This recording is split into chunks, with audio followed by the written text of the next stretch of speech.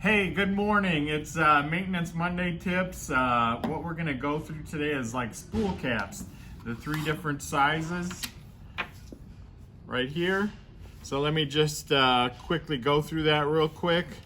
So this is your embroidery thread. So when you put this on, you're gonna use the smaller one and you're gonna put that on like this. Don't put it on so tight that this can't move.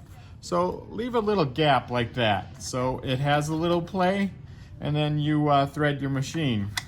Same with the other ones here. Here's the other size of the spool cap. Same thing, you're gonna put it on here, and you can put this on either way. You can put it on this way or this way, the bigger spool cap.